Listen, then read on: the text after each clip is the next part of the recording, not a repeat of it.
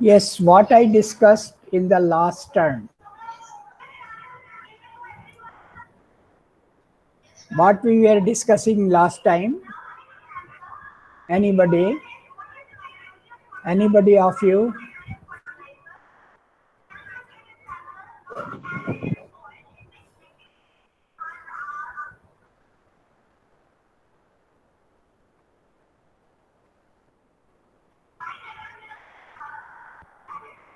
Sir, virology. Yes, anybody of you?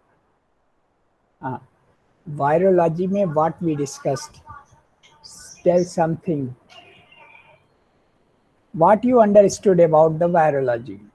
Why I am studying this subject, virology?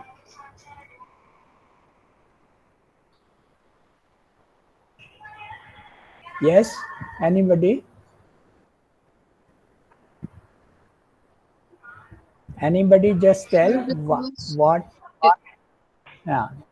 Sir, it is Yes. subfield of microbiology. Yes.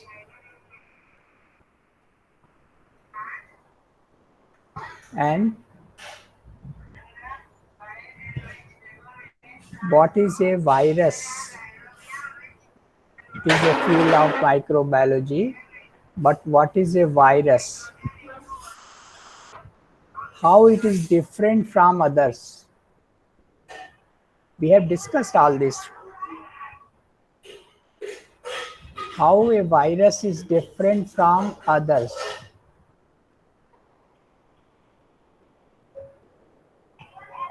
Other microorganisms and other organisms, it is different. How it is different? We studied last time. Just tell me one or few points. हाँ, yes. Virus के पास Yes, एक genetic material ही होता है जो और कोई component नहीं होता है. Very good, very good. यही मैं सुनना चाह रहा था. आप सबको इतना तो एटलीस्ट याद ही होना चाहिए कि it contains only genetic material. और जब जेनेटिक मटेरियल ही केवल है तो क्या प्रॉब्लम होती है इसको? केवल जेनेटिक मटेरियल होने के अलावा सेल के और इंक्लूजन्स इसके पास नहीं है तो व्हाट प्रॉब्लम अराइजेस? क्या प्रॉब्लम हो जाती है? ये डिपेंडेंट होता है लिविंग ऑर्गेनिजम्स के ऊपर. Yes, it becomes dependent on other living organism. That's why it is known as, इसका एक स्पेसिफिक नाम दिया जाता है पैरासिटिक जो organism. Parasitic organism. Very good. So it can remain alive only when it reaches to living organism. यानी जैसे अभी आप देख रहे हो, अभी आपको क्या बताया जा रहा है? आपको वायरस इन्फेक्शन कैसे ना हो, क्या बताया जा रहा है? बताइए. अभी आजकल जो इन्फेक्शन चल रहा है कोरोना का, तो इस इन्फेक्शन से बचने के लिए आपको क्या बताया जा रहा है? जो भी हम बाहर मार्केट से सामान लाएं उसे 1-2 घंटे के लिए रख दें बाहर. उसके और पहले, मार्केट जाने से पहले क्या प्रिकॉशन लेना है हमको? सर मास्क यूज करना है, सैनिटाइजर यूज करना है.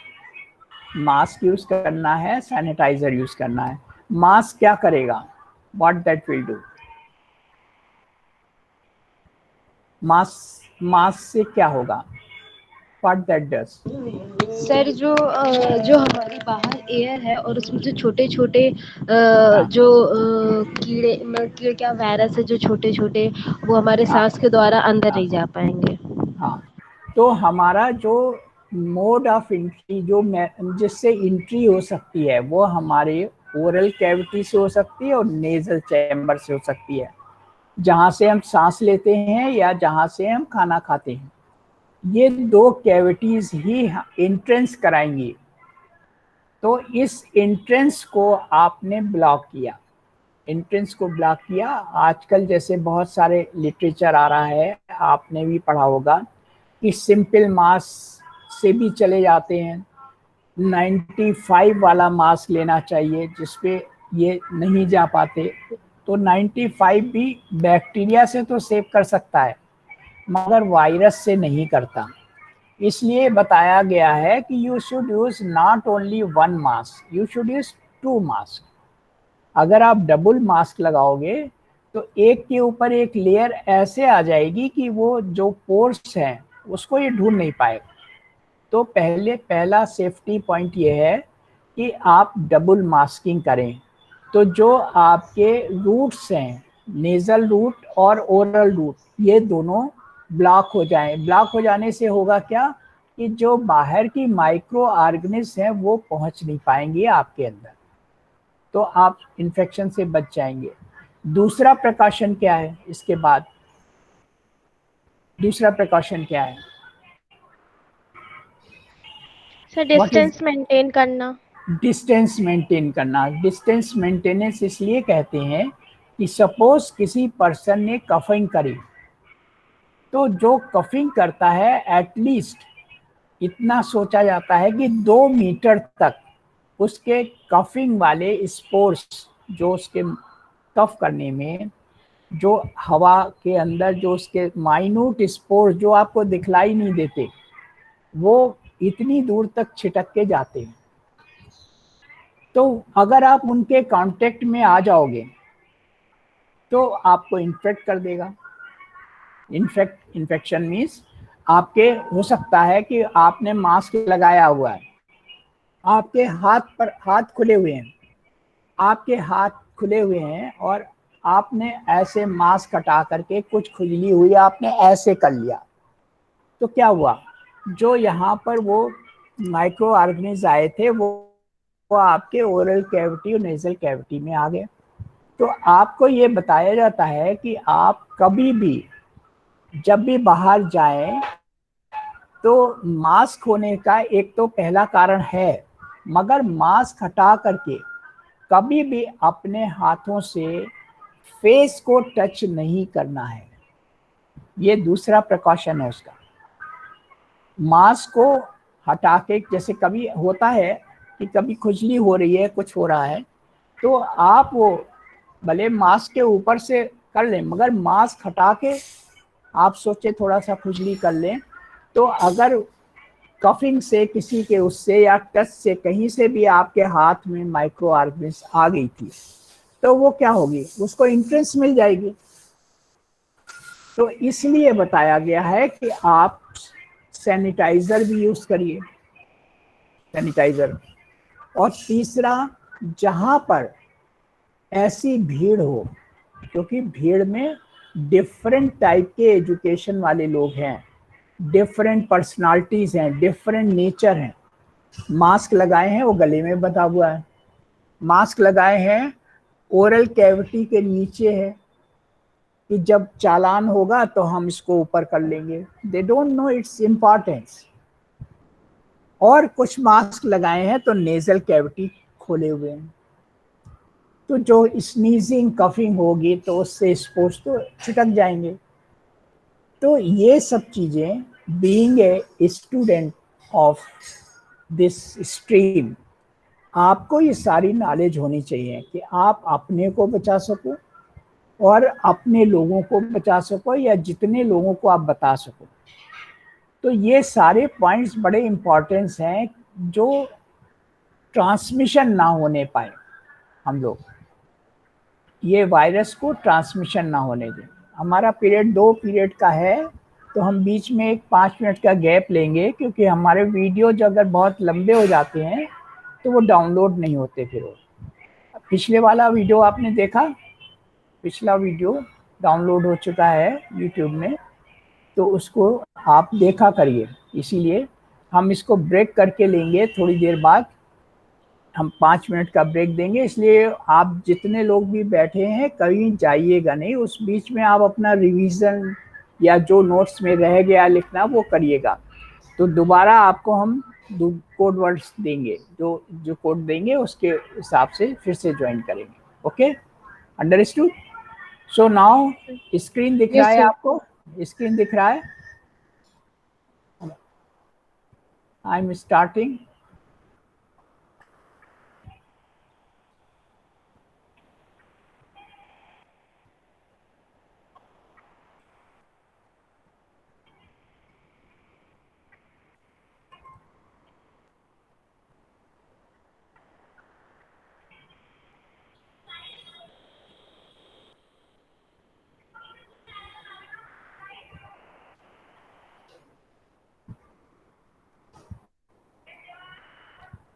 स्क्रीन दिख रहा है आपको?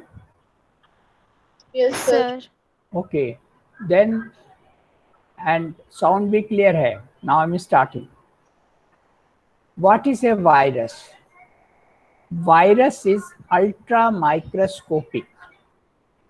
अल्ट्रा माने बहुत छोटा होना, यानी आपको मैंने लास्ट टाइम भी बताया था कि सिंपल लाइट माइक्रोस्कोप से भी वायरस नहीं दिखते, because they are in nanometers, they are very small, even you can not see by the simple light microscope जो यूजुअली अवेलेबल हैं, लैब्स में होते हैं। आपके जो कॉलेज की लैब है वहाँ पर भी वही सिंपल लाइट माइक्रोस्कोप रखे हुए हैं, उसमें भी ये कभी कभी नहीं दिखते। तो आपको क्या करना पड़ता है, you have to see in the electron microscope और you have to do spectroscopy, तो उसमें दिखेंगे। They are ultra microscopic structure. Simple शब्दों में सारी बात कह दी कि ये इनका साइज बहुत छोटा होता है।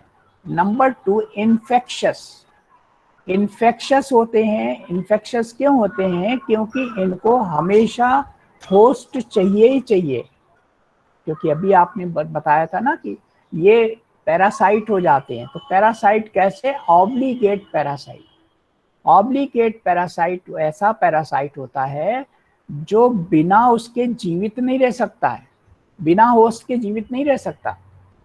अगर ये वायरस, मैंने अभी जो आपसे बात करी थी, किसी के खांसने से, किसी के स्नीजिंग से वायरस एटमॉस्फेयर में आ जाए, एटमॉस्फेयर में कोई मेटल रखा है, कोई अर्थ का पार्ट है वहाँ पर रखा है, वहाँ पे पर्सन ने कफ किया और उस कफ करने के बाद वो वायरस वहाँ पे छिटक गए, तो वो वायरस क्या होंगे? दे विल बिकम डेड, अगर उनको कोई होस्ट नहीं मिलता। अगर कोई उनको होस्ट नहीं मिलेगा, दे विल बी डिस्ट्रॉयड। तो वो बराबर ये ढूंढते रहते हैं कि कोई होस्ट सेल मिले। और होस्ट सेल कैसे मिल जाती है? ऐसे लोगों को मिल जाती है होस्ट सेल। में कौन देते हैं? जो बिना मास्क के घूम रहे हैं, बिना भीड़ में जा रहे हैं। भीड़ में आपको नहीं पता किसमें वायरस है, कौन कफ करने जा रहा है, कहाँ पे वायरस लगे हुए, तो वहां से इन्फेक्शन पा जाते हैं। तो इन्फेक्शस हैं और ऑब्लिगेट पैरासाइट, पूरे 3 वर्ड्स हैं, ultra microscopic, infectious and obligate parasite. तीनों की मीनिंग है। किसी को ना समझ में आई हो, अगेन यू कैन आस्क मी। ये तीनों शब्द समझ में आ गए आपके? Everybody has understood all the 3 words? Ultra microscopic means concerned with the size. Number 2, they are infectious without infection. Infection means किसी होस्ट सेल में पहुंचेंगे, ये इन्फेक्शन हो गया होस्ट सेल में, अपनी चीज तो है नहीं, ये तो बाहरी चीज है, फॉरेन बॉडी होस्ट सेल के लिए। तो उस होस्ट सेल में क्या कहा जाएगा? It is infection. And then it is obligate parasite. ये ऐसा नहीं है कि आपस में समझौता करके हम कुछ दे रहे हैं तुम कुछ दो, ऐसा नहीं है। ये सारी चीज होस्ट से ही लेते हैं, तो obligate parasite. Then inert outside the host cell.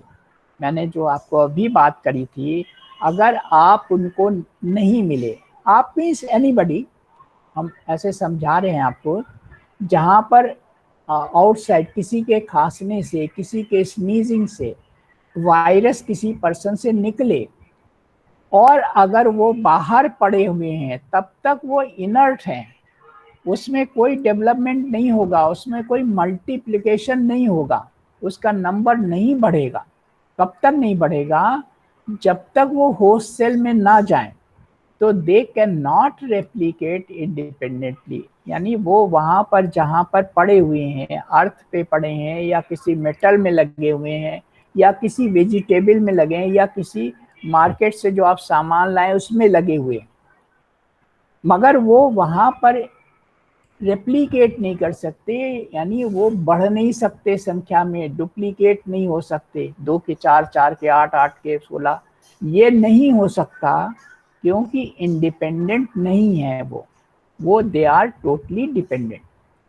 So for replication growth use protein, और उनको क्या चाहिए रेप्लिकेशन के लिए, ग्रोथ के लिए प्रोटीन चाहिए। आपने भी पढ़ा है जो हमारे 5 कॉन्स्टिट्यूएंट्स हैं डाइट के, 6 कॉन्स्टिट्यूएंट हैं डाइट के, carbohydrate, protein, fat, mineral, vitamin and water. तो उसमें carbohydrate is mainly for giving instant energy. आप कोई भी काम करते हैं आपको एनर्जी चाहिए, एनर्जी के लिए कार्बोहाइड्रेट है। मगर आपको प्रोटीन किस लिए खाने कहा जाता है? Because that is concern with the growth, formation of hormone as well as repair. तो वायरस को भी वही चाहिए क्योंकि उसको ग्रोथ करनी है। For replication growth use protein, और वो प्रोटीन बाहर तो सड़क पे या किसी ऑब्जेक्ट पे नहीं मिलेगी, जब होस्ट में जाएगा तभी मिलेगी। तो होस्ट प्रोटीन सिंथेसाइजिंग मशीनरी, और वो सिंथेसाइजिंग प्रोटीन को सिंथेसिस करने वाली मशीन कहाँ पर है? होस्ट की सेल में है। होस्ट की सेल के अंदर जो आपने पढ़ा है एनिमल सेल है, उसके अंदर डीएनए, आरएनए सब ये डुप्लीकेट रेप्लिकेट होता है, तभी सेल डिवीजन होता है। आपने पहले भी पढ़ा है, मैंने पहले भी आपको बताया है। Cell division, normal cell division तभी होगा जब उसका डीएनए डुप्लीकेट हो जाएगा, रेप्लिकेट हो जाएगा, डुप्लीकेट यानी डबल हो जाएगा, तब 2 में डिवाइड होगा, 2 टाटर सेल बनेंगी। तो वो मशीनरी होस्ट के पास है। तो ये वायरस कहाँ चला जाएगा? उस मशीनरी होस्ट के अंदर चला गया और उसकी मशीनरी को यूज करने लगा। तो उसकी मशीनरी को जब यूज करेगा तभी ये मल्टीप्लाई हो सकता है। तो पहले तो होस्ट सेल को किसने खराब किया जा करके? वायरस ने। और जब हम ट्रीटमेंट लेते हैं, किसी को एंटीवायरल ड्रग्स देते हैं, तो वो वायरस को तो किल करती ही करती है, वो ड्रग होस्ट की सेल को भी डिस्टर्ब करती है। तो जितनी भी एंटीवायरल ड्रग हैं, जो भी हम अभी आपने सुना होगा, बहुत सारी ड्रग के नाम भी सुने होंगे, फेविफ्लूर, रेमडेसिविर, ये सब जो है आई हैं, ये एंटीवायरल ड्रग हैं। मगर ये वायरस को तो किल करेंगी, मगर उसके साथ साथ होस्ट सेल में भी टॉक्सिसिटी करती है, यानी उसको भी डिस्टर्ब करती है। तो ये चारों पॉइंट वायरस के बारे में समझ में आ गए एवरीबॉडी? एनी क्वेश्चन टू, किसी को भी इसके कंसर्न में कोई क्वेश्चन हो, just ask me, then I will proceed to next. हाँ, यस। सेकंड पॉइंट में समझा दीजिए। हाँ, इनफेक्ट, हाँ first- बोलिए yes, sir. कौन सा पॉइंट? सर फर्स्ट पॉइंट में इन्फेक्शियस का मतलब बता दीजिए। इन्फेक्शियस माने ये किसी में एंट्री करेंगे। इन्फेक्शन क्या था? होस्ट में कोई भी माइक्रो ऑर्गेनिज्म आएगी तो वो क्या करेगी होस्ट सेल के लिए? होस्ट को तो कुछ चाहिए नहीं, होस्ट अपने में उसके पास इंक्लूजन्स है, वो अपना डिवीजन करती रहेगी। मगर इन्फेक्शन कैसे आता है? कोई भी अनवांटेड इन्फेक्शन वाला, जो अनवांटेड माइक्रो ऑर्गेनिज्म जो एयर में घूम रहे हैं। आपको इन्फेक्शन कैसे होता है? बीमारी कैसे होती है? बीमारी का कारण क्या होता है कि जब हमारी इम्यूनिटी कम है, हमारी प्रतिरोधक क्षमता कम है, बाहर से माइक्रो ऑर्गेनिज्म आई। बाहर से माइक्रो ऑर्गेनिज्म कैसे एंटर कर सकती है? थ्रू नोज और through oral cavity. Through nose means inhalation से, इनहेलेशन माने जब सांस लेते हैं, और इंजेक्शन माने जब कुछ खाते हैं। जब हम खाना खा रहे हैं उस समय बराबर इन्फेक्शन माइक्रो ऑर्गेनिज्म हमारे अंदर इंटर कर रहे हैं, जो हमें दिखलाई नहीं देते क्योंकि एयर में माइक्रो ऑर्गेनिज्म है। और जब ये माइक्रो ऑर्गेनिज्म जो हमें आँख से दिखलाई नहीं देते हैं, हमारी बॉडी में इंटर कर जाते हैं, तो हम उस कंडीशन को क्या कहेंगे? इन्फेक्शन। और जब हमारे अंदर उस इन्फेक्शन का रिस्पांस होगा तो हम उसको कहेंगे इन्फ्लेमेशन। इन्फ्लेमेशन मीन्स जब रिस्पांस दिया तो टिश्यू क्या कोशिश करेगा कि इस इन्फेक्शन को किल करें, इस इन्फेक्शन को हटाएं, इसलिए इन्फ्लेमेशन होगा। लिविंग टिश्यू में ही होगा इन्फ्लेमेशन।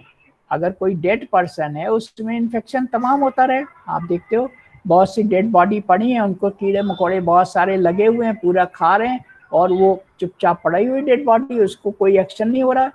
क्योंकि उसमें कोई लिविंग चीज रही नहीं गई है, लिविंग नहीं है, नॉन लिविंग है, तो उसमें इन्फ्लेमेशन तो होगा नहीं, सब कुछ कोई खाता रहे। तो इन्फ्लेमेशन यानी टिश्यू रिस्पॉन्स केवल लिविंग बॉडी में होगा। तो इन्फेक्शन क्या हुआ? Anything which is not of organism, organism की नहीं है, वो बाहर है, माइक्रो ऑर्गेनिज्म है, जो जबरदस्ती इंटर कर जाए, वो कहलाएगा इन्फेक्शन। तो वायरस, अभी बताया, वायरस की बाहर कोई अपनी सत्ता ही नहीं, अपने हिसाब से ग्रो नहीं कर सकता, अपने हिसाब में मल्टीप्लाई नहीं कर सकता। इसको हमेशा मल्टीप्लाई करने के लिए इसको कोई होस्ट सेल चाहिए। वो होस्ट सेल कौन होगी? लिविंग सेल होगी, लिविंग सेल में ही होगा मल्टीप्लिकेशन। आई बात समझिए? दिस पॉइंट इज क्लियर और not? Yes, sir. Okay. So you see now the structure, very simple structure. Different virus का थोड़ा डिफरेंस हो सकता है, मगर सिंपल स्ट्रक्चर आप किसी वायरस को दिखाने के लिए, ये उसका क्या है? Viral genome. Viral genome means यही डीएनए आरएनए, या तो डीएनए होगा या आरएनए होगा। और इस वायरल जीनोम के ऊपर एक कवरिंग होती है, सेल की पूरी कवरिंग है, इसको जो इसको रक्षा करता है ना। कवरिंग नहीं होगी तो अगर बाहर जीनोम ऐसे ही हवा में पड़ गया, तो ये हवा में पड़ गया तो वहीं डिस्ट्रॉय हो जाएगा। थोड़ी देर, 2-4 घंटे तो अपनी रक्षा करेगा इससे। तो 2-4 घंटे जो जिंदा रहता है, तो किससे जिंदा रहता है? इस कवरिंग से। इस कवरिंग को बोलते हैं capsid. It is known as capsid. और इसमें ये एंजाइम्स हैं। ये एंजाइम्स तब काम आएंगे जब ये होस्ट सेल में जाएगा। एंजाइम्स का काम है जो वहाँ की होस्ट सेल के अंदर जो प्रोटीन है उसको तोड़ना, उसको तोड़ करके अपने लिए यूटिलाइज करना। तो इसके पास एंजाइम है। जैसे आप कहीं जा रहे हो, अगर कोई आर्मी का पर्सन कहीं जा रहा है, तो आर्मी किसी दुश्मन को कैसे मारेगी? उसके पास उसके इंस्ट्रूमेंट होने चाहिए। तो ये अपना वायरल जीनोम के साथ साथ क्या रखे हुए? साथ में एंजाइम्स रखे हुए। ये एंजाइम्स किस समय काम आएंगे? जब ये होस्ट सेल के अंदर इंटर करेगा, तो वहाँ की जो मशीनरी है, प्रोटीन सिंथेसाइजिंग मशीनरी है होस्ट सेल में, उस प्रोटीन को ये तोड़ेगा।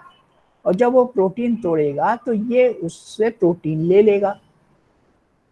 बात क्लियर हुई? तो ये virus genome, it is covered by a covering that is known as capsid. ये कैप्सिड के ऊपर एक और प्रोटीन कवरिंग चढ़ी होती है, इन्वेलप प्रोटीन। और इन्वेलप प्रोटीन के ऊपर ये आपको बाहर ये बहुत सारे ऐसे स्पाइक्स दिख रहे हैं। अभी आपने बहुत जगह देखा होगा कोरोना के स्ट्रक्चर में भी स्पाइक्स। ये स्पाइक्स क्या हैं? ये स्पाइक्स प्रोटीन के ही बने हुए हैं। प्रोटीन के बने होने से ये पूरा इस जीनोम की प्रोटेक्शन में लगे हुए हैं। और इसके कारण ये जो इन्वेलप बना हुआ है और जो इसकी कवरिंग है कैप्सिड, कैप्सिड और इन्वेलप के कारण जब ये वायरस कफिंग द्वारा, स्नीजिंग द्वारा बाहर एटमॉस्फेयर में छोड़ा जाता है, तो वहाँ की कंडीशन के हिसाब से अगर बहुत ज़्यादा तेज गर्म धूप है एकदम से, तो वहाँ बर्न हो सकता है जल्दी, 1 घंटे में खराब हो सकता है। अगर वहाँ नमी है, थोड़ा सा एटमॉस्फेयर ऐसा नहीं है बर्निंग का, तो वहाँ 4 घंटे रह सकता है।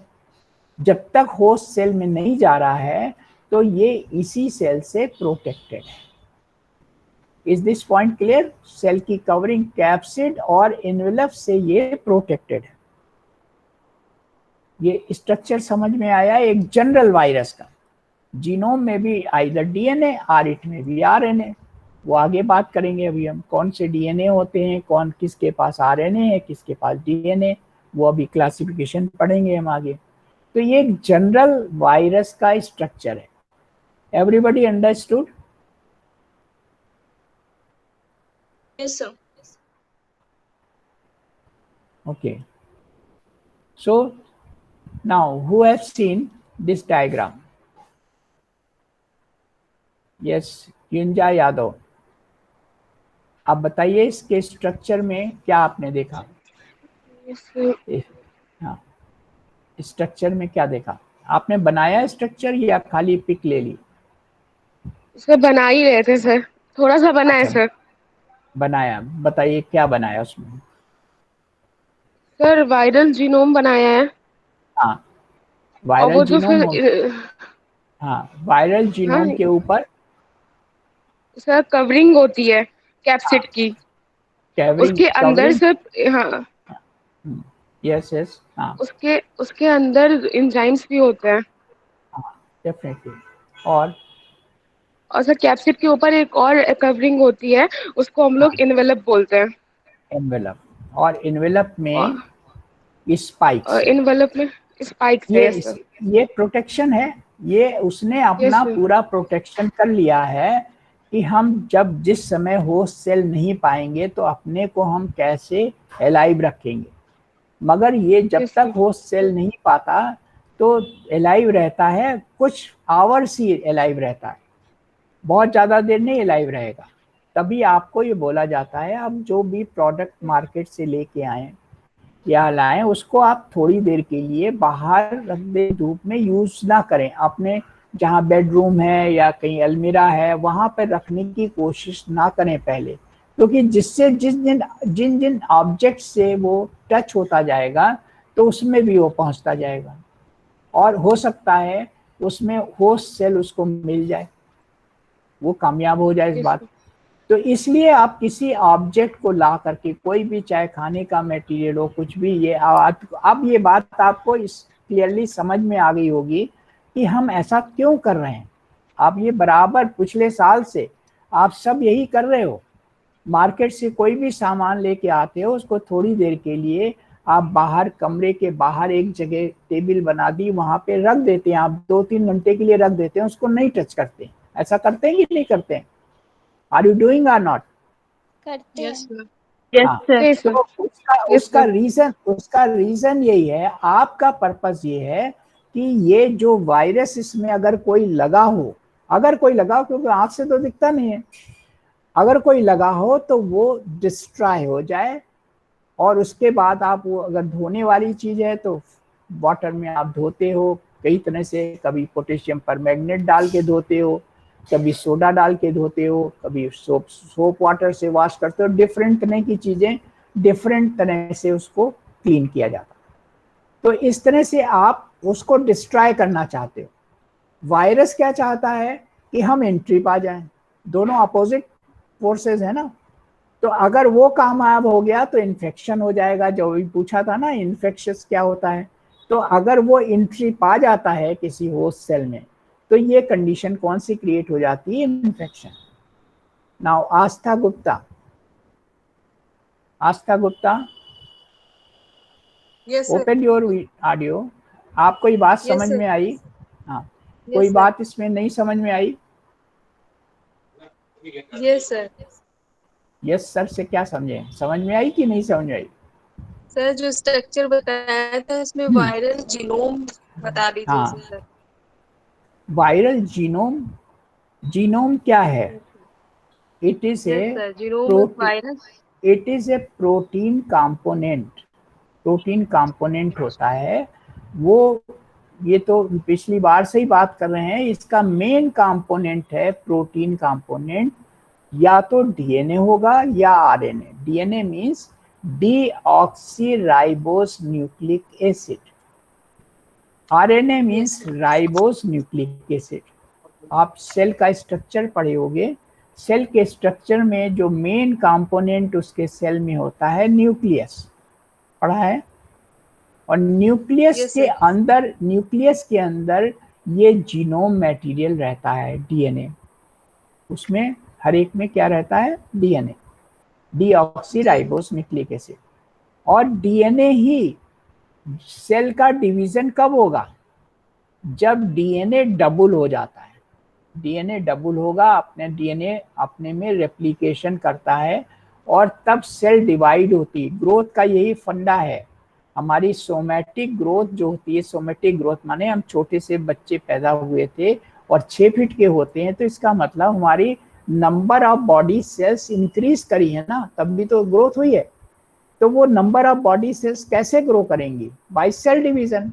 और वो सेल डिवीजन कौन सा होगा? Mitotic cell division. Mitotic cell division माने जितने नंबर ऑफ क्रोमोसोम्स थे, क्रोमोसोम्स किसमें होते हैं? क्रोमैटिन नेटवर्क, यही जीनोम है। तो इसमें जितने नंबर क्रोमोसोम्स थे उतने ही बने रहेंगे। तो उतने ही बने रहने का मतलब है, जैसे पहले हमारी नॉर्मल सेल में कितने होते हैं? 46 क्रोमोसोम यानी 23 पेयर्स होते हैं। तो जब हमारा डिवीजन होता है, सेल डिवीजन होगा, तो इसमें 46 और बन जाएंगे, यानी 46 डबल हो जाएंगे। कितने हो जाएंगे 46 डबल हो करके? How much they will be? 92। 92 जब 92 सर। 92 हो गए तब वो 2 में डिवाइड हो गए, तो 2 डॉटर सेल बन गई, 46 46। तो जब तक डिवीजन में ये डीएनए में डुप्लीकेशन नहीं होता, सेल डिवीजन नहीं होता। ये नॉर्मल फंडा है सेल डिवीजन का। और जब ऐसा सेल डिवीजन होता है उसी को हम कहते हैं सोमैटिक ग्रोथ। हमने ये बात आपको जब हम पढ़ा रहे थे कैंसर का टॉपिक, न्यू ग्रोथ का टॉपिक, तब भी मैंने ये आपको बतलाया था कि जब नॉर्मल सेल डिवीजन होता है, नॉर्मल डिवीजन होता है तभी नॉर्मल ग्रोथ होती है। इस नॉर्मल सेल डिवीजन में क्या होता है? डीएनए डुप्लीकेट करेगा तब डिवाइड होगा। जब ऐसा नहीं होता, कुछ कारणों के कारण ऐसा डुप्लीकेशन नहीं हुआ, ऐसा ही डिवीजन हो गया, तो उसमें किसी में 46 क्रोमोसोम जो थे, किसी में 22 चले गए, किसी में 24 चले गए, मतलब उसका डिवीजन इक्वल नहीं होगा। 46 को 92 बनना था, 92 नहीं बने, अब बने वो 80। अब 80 बन पाए तो 80 में जब डिवीजन होगा तो 40 रह जाएंगे, तो वो नॉर्मल सेल तो नहीं होगी।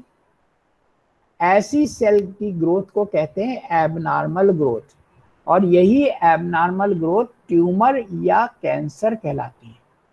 ये मैंने आपको पढ़ाया हुआ है, जब कैंसर का टॉपिक पढ़ाया था कि कैंसर क्या होता है, न्यू ग्रोथ क्या होती है ट्यूमर। अपना पुराने नोट्स निकाल के देखिएगा जो शुरू में मैंने पढ़ाए। ओके, तो इसमें क्या होता है? जीनोम समझ में आया? जीनोम क्या है? इट इज द डीएनए और आरएनए। उसके बाद उसकी कवरिंग क्या हुई? यस बोलिए सर कैप्सिड। हाँ, उसकी कवरिंग कैप्सिड सर। कैप्सिड, वो अपनी सुरक्षा करेगा कि नहीं करेगा? कैप्सिड भाई उसको तो उसका पर्पस, वायरस का पर्पस है वो एलाइव रहे, वो अपनी पूरी कोशिश करे हुए है। कैप्सिड चढ़ाए हुए, उसके ऊपर एक इन्वेलप चढ़ाए हुए हैं, उसके ऊपर स्पाइक्स भी हैं। स्पाइक्स होने से वो किसी भी सरफेस से जबरदस्ती कोई रोकना चाहे तो रोकेगा नहीं, उसके ये फायदा है उसका। स्पाइक्स है, नॉर्मल स्मूथ सरफेस होगी तो कहीं भी चिपक के रह जाएगा, तो स्पाइक्स के कारण ये एक उसका सेफ्टी है। तो ये नॉर्मल स्ट्रक्चर है उसका। Everybody understood about it? Yes yes sir. Yes sir. Okay.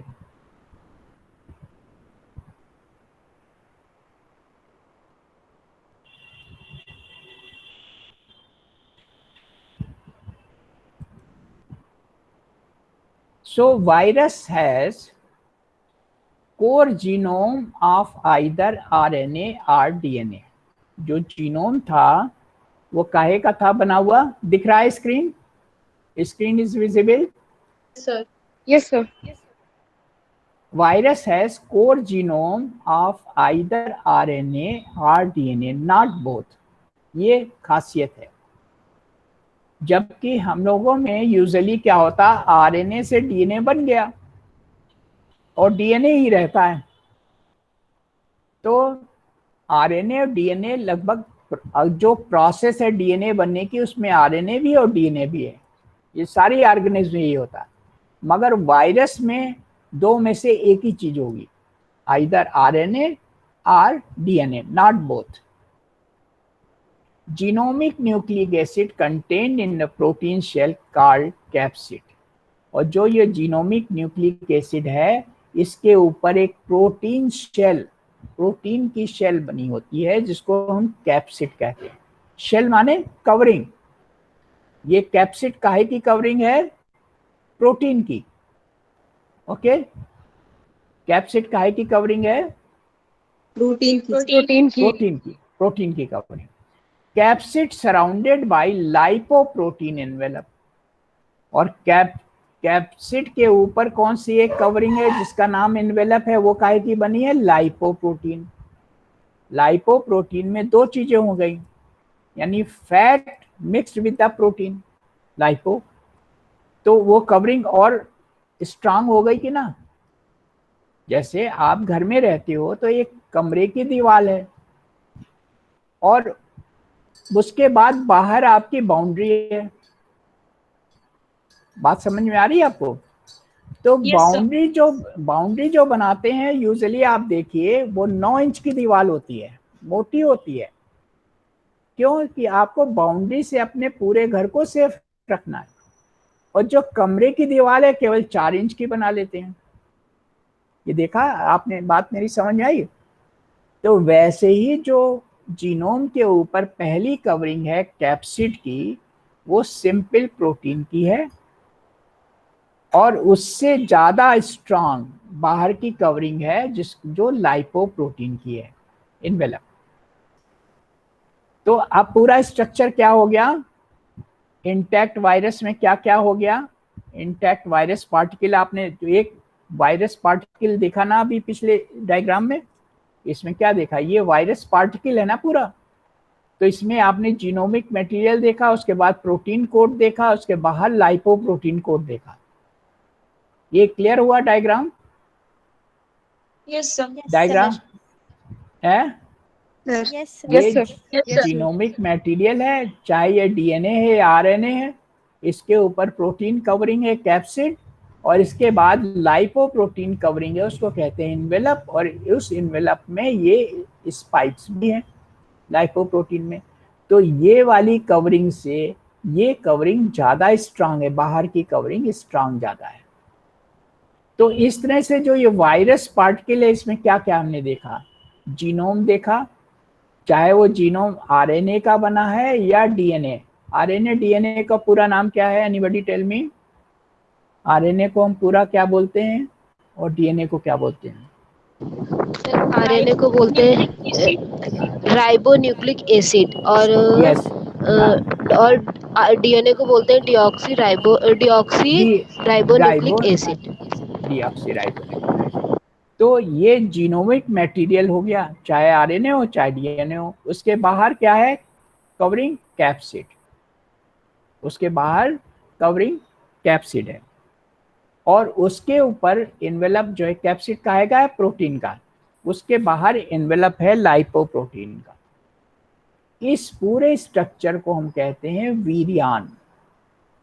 इस पूरे वायरस पार्टिकल को हम क्या बोलते हैं? वीरियान। Is this point clear? Yes sir. Okay. So I'll finish it up to this. कोई यहाँ तक कोई प्रॉब्लम हो, you can just ask me.